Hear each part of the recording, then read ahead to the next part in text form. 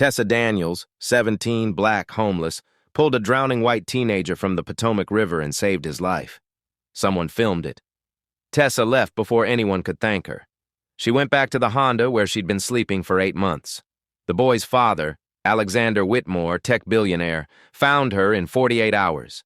He sent someone to her car at midnight with an invitation. The next day, Tessa went to his mansion and told him everything. Her dying mother, the debt, the car she lived in. He made some calls. When she left 3 hours later, it was all fixed. Her mother had care. She had an apartment. The debt was gone. Tessa cried the whole drive home. She couldn't believe it. A miracle. Pure gratitude from a grateful father. That night, she fell asleep in a real bed thinking her life had finally turned around. And it had, but in ways far more terrifying than she could have ever imagined. Tessa's hands still shook as she twisted the key in the Honda's door. The gym parking lot sat empty except for a delivery truck and her car, home for the past 8 months. She climbed into the back seat, peeled off her damp hoodie, and pulled a towel from a plastic bin. Everything she owned fit in 2 bins and a duffel bag: clothes, toiletries, her mother's photo album, a laptop with a cracked screen. Her phone buzzed. Bank notification. Balance. $43.21 shift at the diner started in 90 minutes. Just enough time to shower at the gym, change into her uniform, pretend she hadn't just pulled a drowning kid from the Potomac. She opened a news app, scrolling absently. A headline caught her eye. Local teen rescued from Potomac. Bystander saves life. Disappears before paramedics arrive. There was grainy phone footage. Her leaning over the boy, pumping his chest, standing and walking away. 6,000 views already. Tessa exited the app. She didn't need attention, didn't need questions. She needed to stay invisible long enough to figure out how to afford next month's gym membership and her mother's care facility bills. The photo album sat on top of the nearest bin. Tessa opened it. Her mother, younger, smiling, holding 5-year-old Tessa at the National Zoo, back when her mother remembered everything, back when they had an apartment. Tessa closed the album and grabbed her towel. Alexander Whitmore stood at the window of the private hospital suite, phone pressed to his ear, watching his son sleep. Ethan looked small in the bed, 16 years old, and he'd nearly drowned because he'd been showing off for friends, walking the icy rocks near Chain Bridge. One slip. 3 minutes underwater before a stranger saved him. "Find her," Alexander said into the phone. "Sir, she didn't leave a name. She was gone before—" "I don't care. Someone filmed it. Run facial recognition. Check gym memberships, library cards, anything within a 3-mile radius. I want a name by tomorrow." He ended the call. Ethan stirred. "Dad?" Alexander moved to the bedside. "I'm here. The woman who pulled me out, did anyone thank her?" "Not yet, but they will." Ethan's eyes drifted closed again. Alexander returned to the window. He'd built a tech empire on solving problems. This was just another problem. Find the woman. Thank her properly, publicly. Turn a near tragedy into something inspiring. His PR team would love it. 2 nights later, Tessa woke to knocking on the car window. She bolted upright, heart hammering. A man in a dark suit stood outside, illuminated by a streetlight. Not a cop. Too well dressed. She cracked the window an inch. "What? Miss Daniels?" His voice was calm, professional. "My name is Richard Coleman. I represent Alexander Whitmore. He'd like to speak with you." "I don't know who that is." "The father of the boy you saved, Ethan Whitmore." Tessa's stomach dropped. "How did you find me?" "Mr. Whitmore is very resourceful." Coleman held out a business card through the gap. Heavy stock, embossed lettering. "Tomorrow, 3 p.m., this address. He simply wants to thank you." "I don't need thanks. Perhaps not, but he needs to give it." Coleman smiled thinly. "The address is in McLean. There's a visitor pass attached to the card. Security will expect you." He walked back to a black sedan and drove away. Tessa stared at the card. Alexander Whitmore, founder and CEO, Whitmore Technologies below it, an address in one of the wealthiest zip codes in Virginia. She should throw it away. She should forget this happened. Instead, she tucked the card into her pocket and lay back down, knowing she wouldn't sleep. The care facility smelled like disinfectant and overcooked vegetables. Tessa signed in at the front desk and walked the familiar path to room 14. Her mother sat by the window, staring at the parking lot. "Hi, Mama." Her mother turned. Her eyes, once sharp, always laughing, held nothing. No recognition, just polite confusion. "Hello," her mother said. "Are you new here?" The words hit like fists, every time, every single time. "No, Mama. It's me, Tessa, your daughter." "Oh," her mother smiled vaguely. "That's nice. My daughter's name is Tessa, too, but I haven't seen her in a while. Do you know her?" Tessa's throat closed. She sat down, took her mother's hand. "Yeah, I know her. She misses you." They sat in silence. Her mother hummed something, a lullaby Tessa barely remembered. After 20 minutes, a nurse appeared in the doorway. Tessa recognized her, Sandra, one of the kind ones. "Tessa, can I speak with you?" They stepped into the hallway. Sandra's expression said everything before she opened her mouth. "Dr. Morrison wants to see you. It's about the account." Tessa followed her to the office. Dr. Morrison, the facility director, sat behind a desk covered in files. He didn't waste time. "Miss Daniels, you're currently $8,200 behind on payments. I know, I'm working on it. I pick up extra shifts. We've been patient, but the board has guidelines. If the balance isn't settled within 30 days, we'll have to transfer your mother to a state facility. No, please. She's doing well here. The staff knows her. The state facility is adequate, but it's not this." He gestured around the office. Clean walls, bright lighting. Down the hall, a activities room where residents did puzzles and art therapy. The state facility was 3 residents to a room and 1 nurse per floor. 30 days, Dr. Morrison repeated. "I'm sorry." Tessa sat in her car in the parking lot and cried. Big, ugly sobs that shook her shoulders and left her gasping. $8,000. She'd need to work 18-hour days for months. And even then... Her phone buzzed. A text from Keisha, her co-worker at the diner. "You okay? You look rough." Tessa wiped her face and didn't respond. Another text. "That billionaire meeting tomorrow, what if he gives you a reward? Rich people do that, right? Could help with your mom?" Tessa stared at the card on the dashboard. Alexander Whitmore, founder and CEO. She'd Googled him yesterday. Net worth, $4.3 billion. Tech industry. AI research, known for strategic philanthropy. What if Keisha was right? What if he handed her a check, said thank you, and she could pay off the debt? But taking money from strangers felt wrong, like charity, like pity. Still, 30 days. She picked up the card. The next afternoon, Tessa stood in the gym bathroom, scrubbing her best jeans in the sink. They had a stain on the knee. She worked it with hand soap until her fingers ached. Her nice sweater, a gray crew neck her mother had bought her 3 Christmases ago, had a small hole near the hem. She tucked it into the jeans so it wouldn't show. She looked at herself in the mirror. Dark circles under her eyes, hair pulled into a simple ponytail. She looked exactly like what she was, exhausted and broke. The bus ride to McLean took an hour and 15 minutes. 2 transfers. The neighborhoods changed with each mile. Apartment complexes gave way to townhouses, then sprawling single-family homes, then estates hidden behind gates and hedges. The address on the card led to a gated entrance with a guardhouse. A uniformed security officer stepped out. Name? Tessa Daniels. He checked a tablet. ID, please. She handed over her driver's license. He scanned it, compared her face to the photo, and finally nodded. Proceed to the main house. Someone will meet you. The gates swung open. Tessa's hands tightened on the steering wheel as she drove up a winding driveway lined with bare oak trees. The house, no, the mansion, appeared at the top of the hill. Brick and white columns, 3 stories, wings extending in both directions. She parked her dented Honda next to a fountain and felt like she'd driven onto another planet.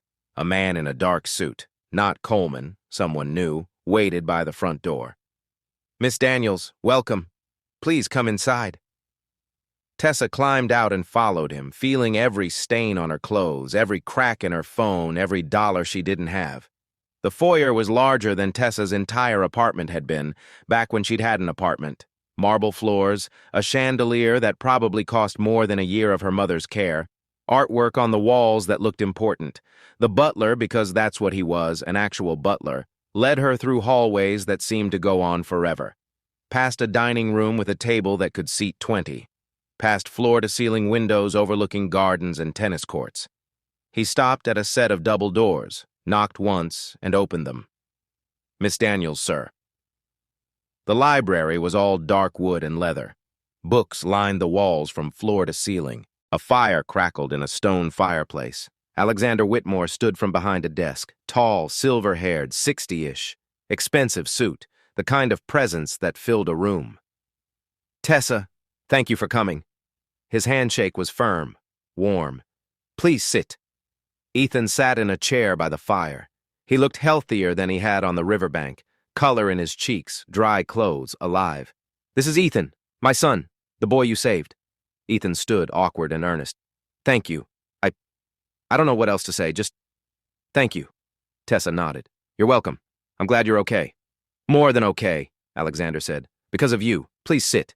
Can I get you anything? Coffee, water?" "I'm fine." She wasn't fine. She perched on the edge of a leather chair that probably cost more than her car, hyper-aware of every thread on her jeans. Alexander sat across from her, leaning forward. "I've spent the last 2 days learning about you, Tessa. I know that might feel invasive, but I needed to understand who saved my son." A chill ran down her spine. "What do you mean, learning about me?" "Your background, your situation, your mother's condition, the fact that you've been living in your car for 8 months. His voice was gentle, but his eyes were sharp. "You dropped out of Georgetown to care for her. You worked 2 jobs, you're $8,200 behind on her care facility fees." Tessa's face burned.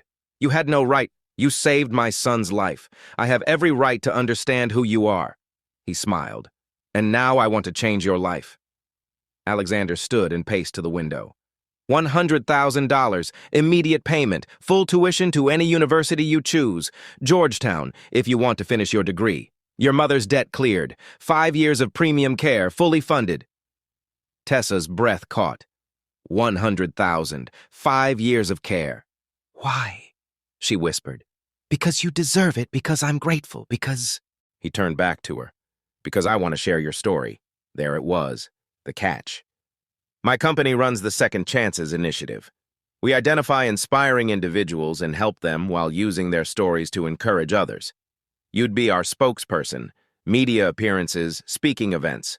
Show the world what's possible when someone gets the help they need." Tessa's stomach tightened. "You want to use me for PR? I want to celebrate you. There's a difference." "Was there?" Ethan shifted in his chair. "Dad, it's an incredible opportunity," Alexander continued. "You'd inspire millions of people. Your mother would have the best care available. You'd have financial security. All I ask is that you let us tell your story." Tessa looked at Ethan. He was staring at the floor. "I need to think about it," she said. "Of course. But I should mention, we've scheduled an announcement for Friday, 3 days. The media is already interested because of the viral video. It would be good to control the narrative before it gets away from us." Control the narrative. The phrase snagged on something in her mind. Alexander walked her to the door. "Take tonight. Think it over, but Tessa, this is a once-in-a-lifetime opportunity." As they reached the foyer, Ethan caught up. "I'll walk you to your car." They stepped outside. The sun was setting, painting the sky orange and pink.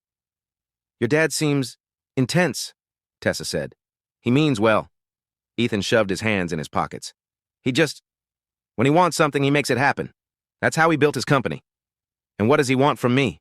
Ethan was quiet for a moment. "He wants to feel like he fixed something, paid back a debt." He looked at her. "Just read everything carefully, okay? If you decide to do this." It wasn't quite a warning, but it was close. Tessa drove away, watching the mansion shrink in her rearview mirror, Ethan's words echoing in her head. Tessa sat in her car outside the gym at midnight, phone glowing in the dark. On the screen, search results for Alexander Whitmore Philanthropy.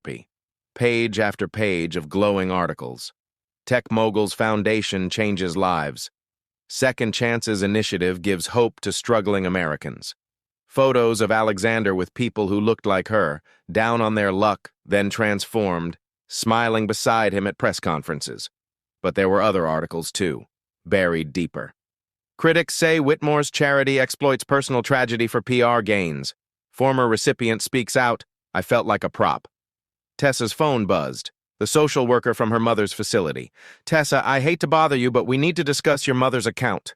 Can you call me tomorrow? Tomorrow. Always tomorrow. Always another bill, another deadline, another apology. She opened her banking app. $38. She thought of her mother's face, the vacant smile. That's nice. Tessa dialed the number on Alexander's card. He answered on the second ring. Tessa, I was hoping you'd call. I want to negotiate. A pause. I'm listening. I need help with my mother, but I don't want to be a spokesperson. I don't want media appearances or speaking events. Just help her. Please. Tessa, the story is already out there. The video has 12 million views now. News stations are running segments. People want to know who you are. Her stomach dropped. 12 million? You're already public. What I'm offering is a chance to control how the story is told. The next morning, Tessa returned to the estate. Alexander met her in the library with a lawyer, a woman named Patricia Green, sharp-eyed and professional. Alexander showed Tessa his tablet. News coverage everywhere. Homeless hero lives in car after saving billionaire's son. Viral rescue video sparks debate about inequality. Who is the mystery woman who saved Ethan Whitmore? Tessa felt like she was watching someone else's life unravel. This is what happens when we don't control the narrative, Alexander said gently. Let me help you, but we do it my way. Tessa's hands clenched. What does that mean? One press conference. You read a brief statement. We announce the partnership. Then you're free to focus on your mother and your life. That's it? One press conference? That's it. Patricia slid papers across the desk. This is a modified agreement. Your mother's care is fully funded for 5 years, $240,000 transferred immediately. You receive $50,000 as a personal payment. Temporary housing provided while you get back on your feet. $50,000. Not 100, but still more money than Tessa had seen in her life. And in exchange? One press conference. Use of your story for Second Chances Initiative materials. Participation in one promotional video. That's all we're asking. Tessa scanned the contract. The language was dense, full of legal terms she didn't understand. Can I have time to read this? Of course, Patricia said. But the press conference is scheduled for Monday. We'll need your signature by tomorrow. Tomorrow? Always tomorrow. Tessa sat in a coffee shop, contract spread on the table, trying to parse the language. Party agrees to refrain from public statements regarding Party B, Whitmore, without prior written approval. Foundation retains rights to use party's name, likeness, and personal story in promotional materials. Breach of agreement requires repayment of all disbursed funds. She should hire a lawyer. But lawyers cost money she didn't have. Keisha slid into the seat across from her. Is that it? Yeah. What does it say? That if I sign, my mom gets care and I get $50,000. If I talk to the media without permission, I have to pay it all back. Keisha whistled. 50,000? Girl, that's life-changing. It feels like I'm selling something. You're not selling anything. You saved that kid's life. This is just gratitude. Keisha squeezed her hand. Your mom is running out of time. You're running out of time. Sometimes you have to just say yes and figure it out later. Tessa looked at the contract again. The dense paragraphs, the signature line at the bottom. She thought of her mother. That's nice. She signed. 2 hours after Tessa sent the signed contract, her phone rang. Miss Daniels, this is Sandra from the care facility. We just received a payment for your mother's account. The full balance plus 5 years of advance care. Is this accurate? Tessa closed her eyes. Yes.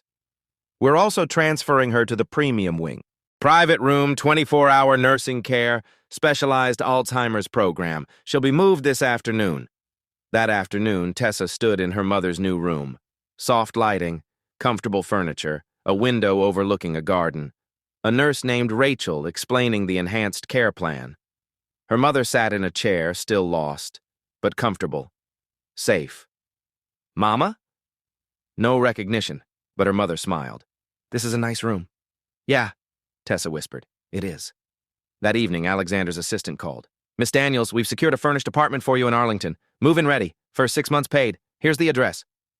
Tessa drove to the address, a modern building with a doorman and underground parking.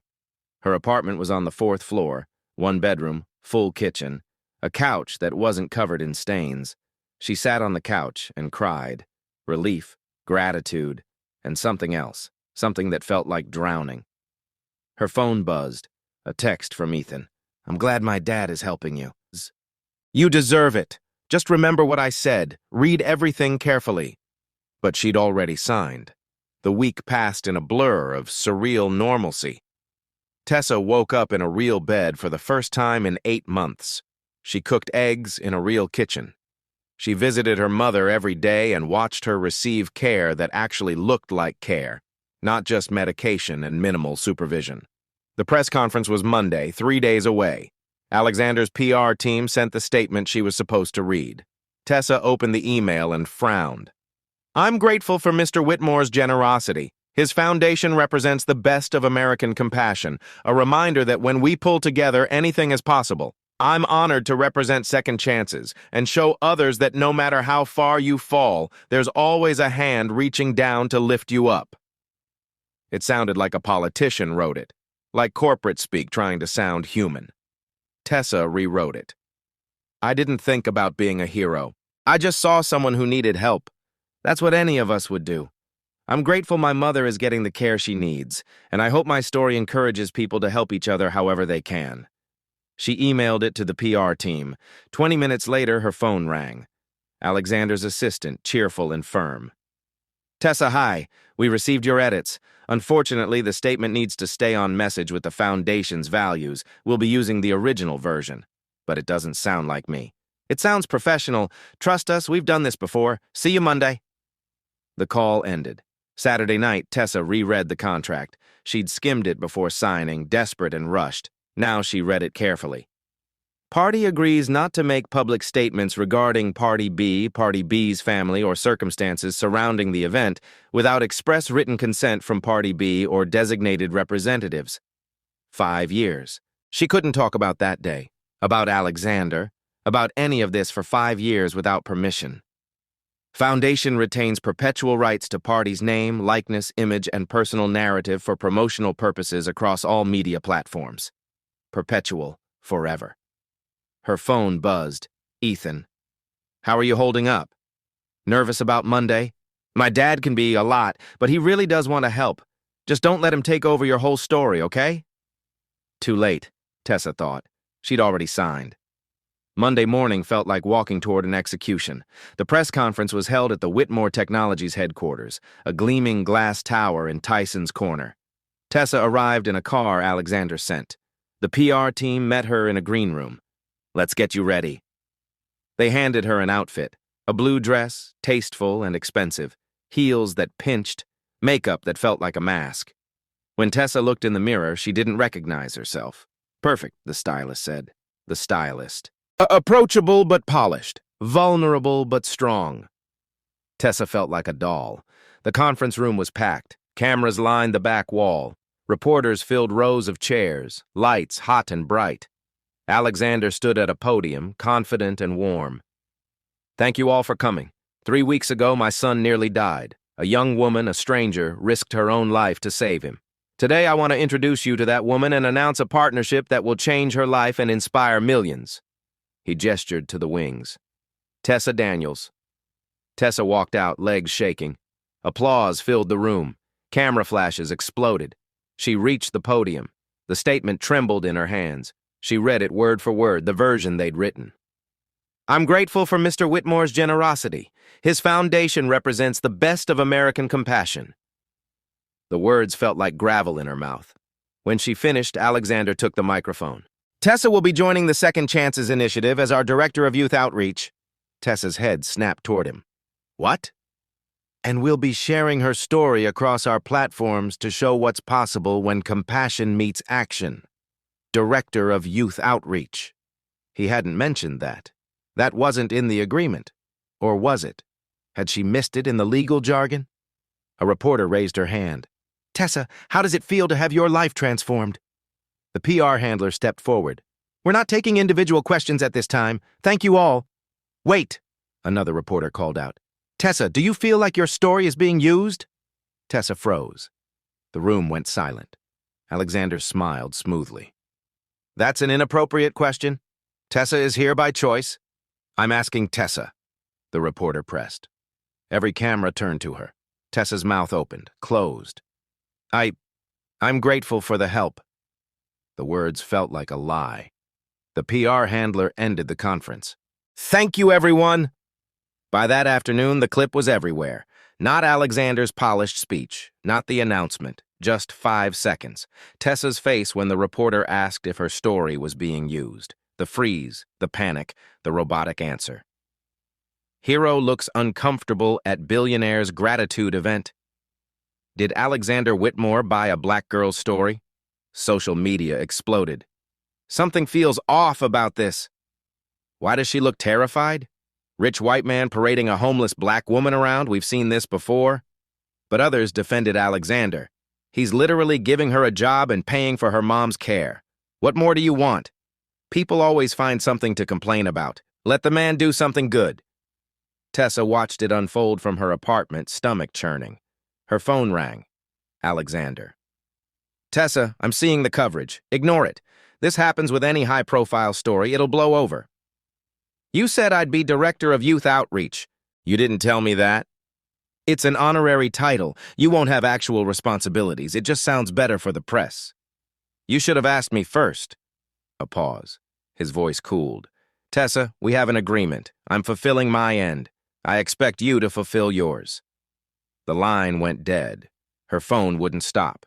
Messages from reporters, DMs from strangers, some supportive, many cruel. You sold out. How much did he pay you to smile? Embarrassing. Tessa wanted to respond, to explain, to tell her side. She started typing a tweet. I never wanted this attention. I just wanted to help my mom. Delete. She tried Instagram. The full story is more complicated than delete. Her phone rang. Patricia Green, the lawyer. Miss Daniels, I'm seeing some concerning activity on your social media. I need to remind you that under the terms of your contract, any public statements regarding Mr. Whitmore or the circumstances of the event require prior approval. People are attacking me. I should be able to defend myself. You can defend yourself, but you cannot discuss the Whitmore family, the contract, or the foundation without approval. If you do, you'll be in breach. That means repayment of all funds disbursed, including your mother's care. That's $185,000. Tessa's blood turned cold. You're saying I can't talk? I'm saying you need to be strategic. Let us handle the media. That's what we're good at. Trapped. She was trapped. Late that night, Tessa sat in her apartment staring at her silent phone. She'd turned off notifications, couldn't stand watching anymore. A knock at her door. Ethan stood in the hallway, hands shoved in his pockets. Can we talk? They sat in a 24-hour diner 3 blocks away. Ethan ordered coffee he didn't drink. I'm sorry, he said finally. For what? For not warning you better, for not... He stopped, pulled out his phone. I need to show you something. He opened his text messages. Scrolled back 2 weeks. Texts between Alexander and someone labeled Mitchell PR.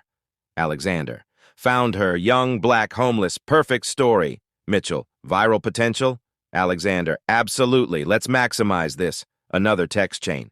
Alexander. We need the press to know she's living in her car. Leak it to Davis at the Post. Mitchell. Done. Running tomorrow.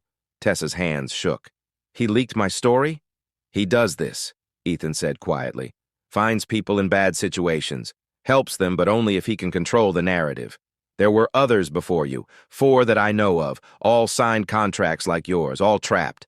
Why didn't you tell me before I signed? I tried. I told you to read everything carefully, but... He looked miserable. I didn't think he'd move this fast. I thought you'd have more time. Tessa felt like the floor had dropped away. What happened to the others? One tried to speak out. My dad's lawyers bankrupted her with legal fees. The others just disappeared, stayed quiet, took the money and stayed quiet. I saved your life, Tessa whispered, and your father bought me. Ethan's eyes were wet. I know, I'm sorry, I'm so sorry. Tessa didn't sleep. She sat on her expensive couch in her expensive apartment and felt like she was suffocating. She'd saved a life, done the right thing, and somehow she'd ended up here, silenced, packaged, sold. By dawn, she'd made a decision. She'd walk away, forfeit the money, move back into her car. Her mother would be transferred to the state facility, but at least Tessa would own her own story. Then she called the care facility. Hi, this is Tessa Daniels. I need to know if I can't pay, how quickly would my mother be transferred? We'd give you 30 days notice, but realistically, the state facility has a wait list. She'd likely be in transitional care for 3 to 4 months. It's not ideal. Shared rooms, minimal staff, 3 to 4 months of chaos. For a woman who didn't understand where she was or why. Tessa hung up. She couldn't do it. Couldn't put her mother through that. She was trapped. The next morning, an email appeared in Tessa's inbox. From jordan.matthews@independent-post.com. Subject: I'd like to talk. Miss Daniels, my name is Jordan Matthews. I'm an investigative journalist. I've been researching Alexander Whitmore's philanthropy for 6 months. I believe you're not the first person he's done this to.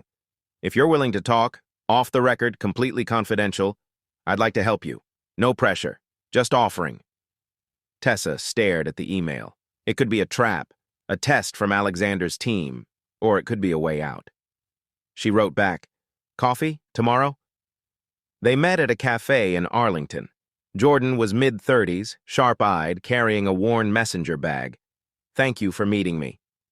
"I don't know what I can tell you," Tessa said carefully. "I signed a contract. I know. I've seen contracts like yours before." Jordan pulled out a folder. 4 people, all signed similar agreements with Whitmore's foundation between 2019 and 2023. All were in contracts like yours before. Jordan pulled out a folder. 4 people, all signed similar agreements with Whitmore's foundation between 2019 and 2023. All were in vulnerable situations. All had their stories used for PR. All were silenced by non-disclosure clauses. Jordan slid photos across the table. People Tessa didn't recognize. But she recognized their expressions, the same trapped look she'd seen in her own mirror. What happened to them? 2 stayed quiet, took the money, disappeared from public life. 1 tried to speak out. Whitmore's legal team buried her in lawsuits until she went bankrupt. The 4th, Jordan paused, committed suicide. Family said the pressure and loss of control over her own life destroyed her. Tessa's stomach turned. "I've been trying to expose this pattern for months," Jordan said. "But without someone willing to go on record, I have nothing. The contracts are airtight. The NDAs are brutal. If I talk, I lose everything. My mother loses everything." "I know." Jordan leaned forward. "But if we expose him publicly, with evidence, with your contract, with the others willing to testify, we might be able to void the agreements. Fraud, coercion, unconscionable contracts. It's possible." "Might. Possible. Those aren't guarantees." "No," Jordan admitted. "They're not. But staying silent is a guarantee that he'll do this to someone else." Tessa thought of the photo. The 4th person committed suicide. "I need to think. Take your time. But Tessa, he's receiving the Philanthropist of the Year award next month. Big gala, media coverage. If we're going to do this, that's the moment." That night, Ethan texted her. "Are you okay? I've been worried." Tessa called him. "Your dad is getting an award next month. Philanthropist of the Year." "I know," Ethan said quietly. "I'm supposed to present it to him. What if I told you I want to stop him, expose what he's really doing?"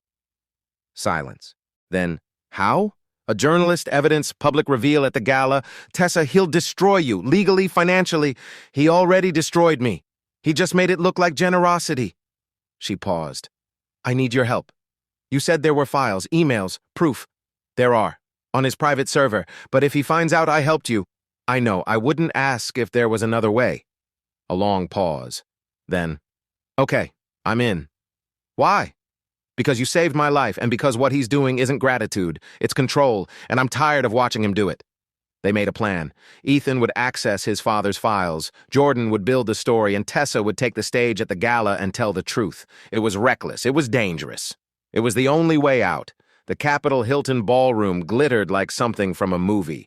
Crystal chandeliers, tables draped in white linen, 500 guests in tuxedos and gowns, politicians, tech executives, philanthropists.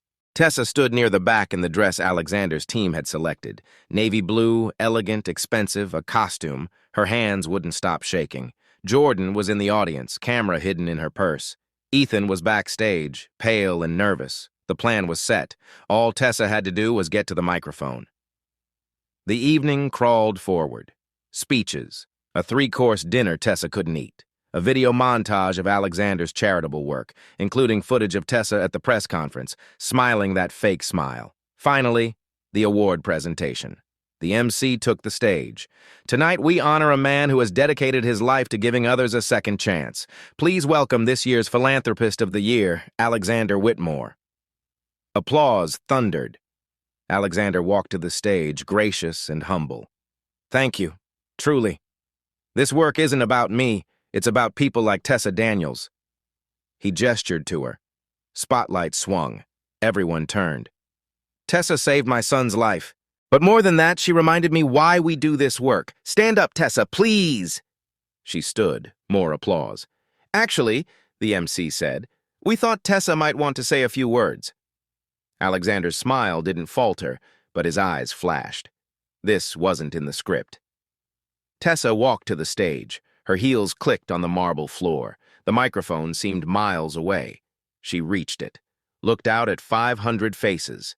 Alexander stepped aside, giving her space, giving her rope to hang herself. Thank you, Tessa began. Her voice shook. I want to share the truth about my transformation. She pulled the contract from her clutch, held it up. This is the agreement I signed with the Second Chances Initiative. I'd like to read you a few parts. Murmurs rippled through the crowd. Alexander's smile froze. Section 4. Party agrees not to make public statements regarding Party B without written approval. Section 7. Foundation retains perpetual rights to party's name and story. She looked up. Perpetual. Forever. The room was silent. Mr. Whitmore told me he wanted to help me, and he did. He paid for my mother's care. But he also bought my silence. He leaked my personal story to the media without my permission, then offered to control the narrative if I signed his contract. A screen behind her flickered to life. Ethan, backstage, had activated the presentation. Text messages appeared. Giant, undeniable. Founder, young, black, homeless, perfect story. Let's maximize this. We need the press to know she's living in her car. Leak it. Gasps. Whispers. Alexander stepped forward. This is taken out of context. Is it? Tessa's voice was stronger now. Because I have 4 other people who signed contracts just like mine. 4 other inspiring stories you controlled and silenced. Jordan stood in the audience, holding up her press badge. Jordan Matthews, Independent Post. I verified everything. This is a pattern. The ballroom erupted. People standing, talking over each other, camera flashes. Alexander tried to take the microphone. Ladies and gentlemen, please. Ethan walked onto the stage, stood next to Tessa. She's telling the truth, he said into the mic. I have the files, the contracts, the emails, all of it.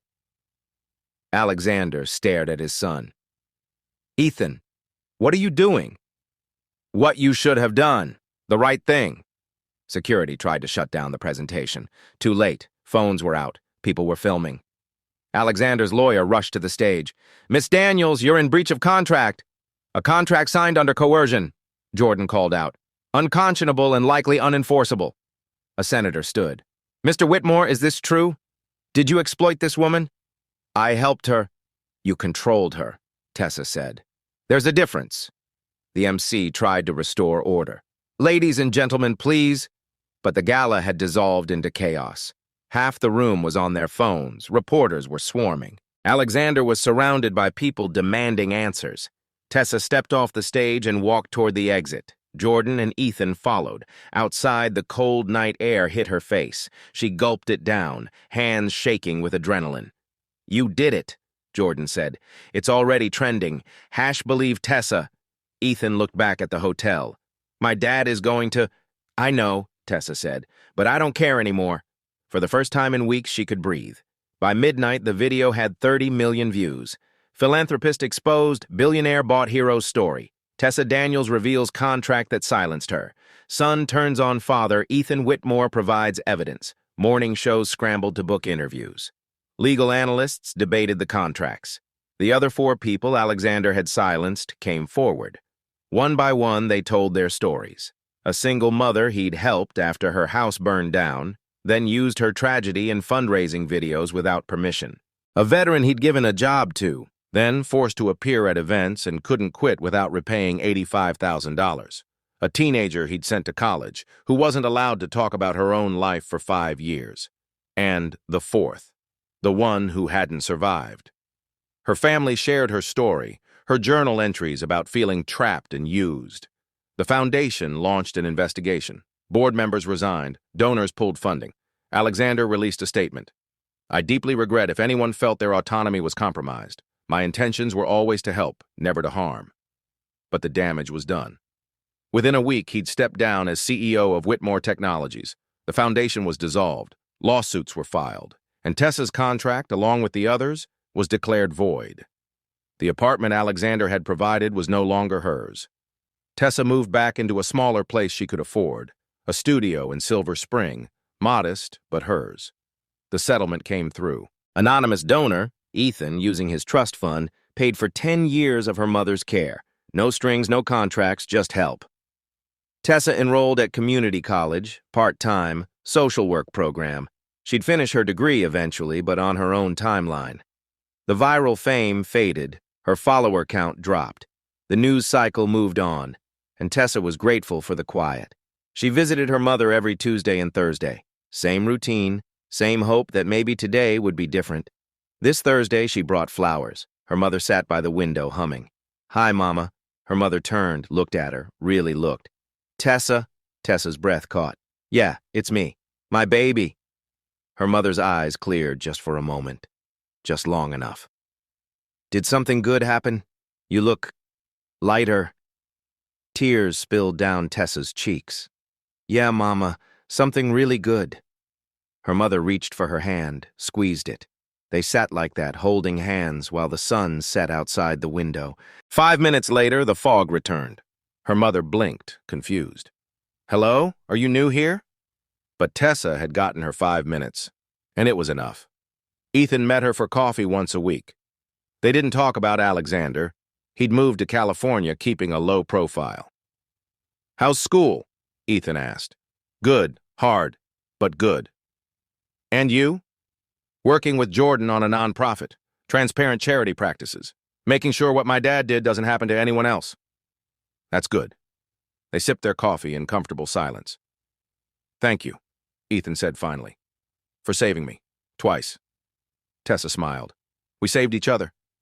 3 months later, Tessa started working at a nonprofit called Safe Harbor, helping homeless youth navigate resources.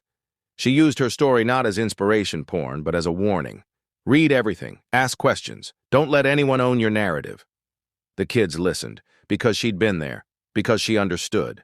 One afternoon, a 17-year-old girl came in, living in her car, struggling, scared. Tessa sat with her. Tell me what you need, the girl cried. Tessa handed her tissues and didn't offer empty promises. We'll figure it out, Tessa said. Together, no strings. And she meant it.